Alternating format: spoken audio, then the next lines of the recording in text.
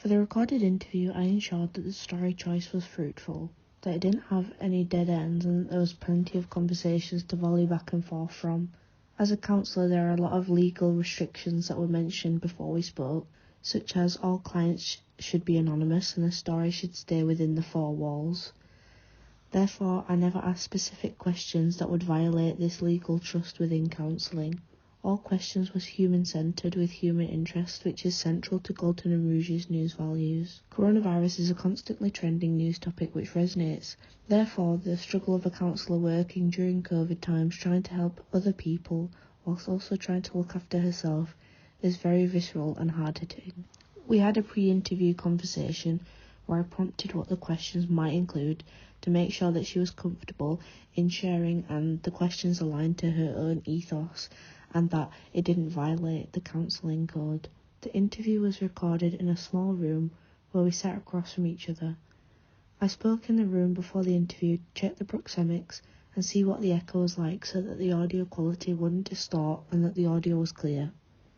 I used my own personal small microphone that I use when making personal videos, as I have more experience using it. It comes with a wind muff to reduce background noise. When conducting the interview, I guided the microphone and prompted where it was so speech was direct as it is only small.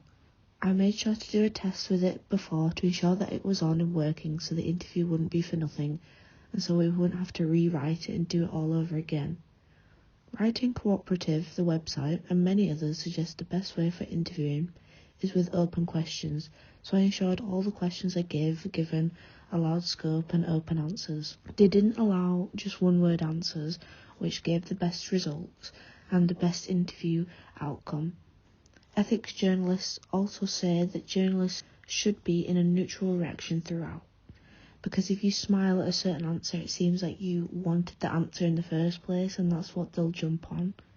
So I attempted to do this and conduct the interview as a professional. I think the results were successful. The interviewee gave a lot of insight, and you can audibly tell there was comfortability there. If I could do it again, I'd maybe check the audio before, as some of the plosives are abrupt in the audio.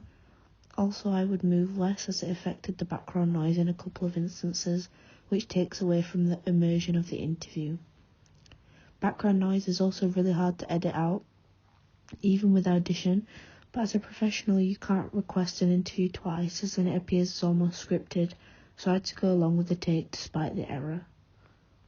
Finally, I edited the audio interview with Adobe Audition. I made sure to leave enough breaths in so that it sounded natural and that the flow of the interview was right, but there were a lot of ums and ahs and staggered thoughts, so I made sure to cut that out so it made it more streamlined so that we weren't waiting as an audience for what the answer was going to be. Altogether, I found the editing experience quite easy to work through. However, sometimes there is jumps from different takes that can seem a bit jarring. The 30-second news story came from my own personal interest and love for film. One day I was walking around Manchester city centre and I found it was hard to miss all the advertisement, and it is a comment on how much culture influences our daily life and how much advertising is used in Manchester, being a large city. I've had my own camera for a while and I use a Canon 250D DSLR. The settings for it have been the same since I read the book called Read This If You Want to Take Great Photographs. Manchester is naturally busy at all times. There are people always walking around. I went around 3 Caffè Neros before being comfortable to take a picture of the sign, as people were often sat down drinking. Naturally, people didn't care much, which boosted my own confidence for the next time that I take pictures, as ultimately nobody cares. The next set of pictures were all taken on a walk with friends, as I just acknowledged the sheer impact of the cultural impact of the film amongst all ages. Sometimes I just opted for my iPhone 12 to take pictures, as it has 3 different lenses, one being a portrait mode which blurs all the backgrounds and focuses on one central point. I found the iPhone helpful when in shops, as it is easily accessible. You can just whip it out and it is quick to switch between, which also gives high quality results. I edited the photos in Lightroom, adjusting the highlights, contrast, exposure, saturation and sharpening the image to ensure the quality was at the best ability. I also cropped the images to make sure the focus was on what the story was on about, and nothing from the background was jarring or out of place. Galting and Rouge's news values, it hits immediacy, as it is a current trending news topic and people are likely to click to see the many Easter eggs that are dotted around. It also is unambiguous and easy to read, set out clearly and easily with big places that are easy to find in Manchester. It is on a hyper-local scale where residents of Manchester are intrigued on what's going on around them. Therefore, if they wanted to see the film, where would be best, where would have the best experience, which could all be covered in another article from another angle.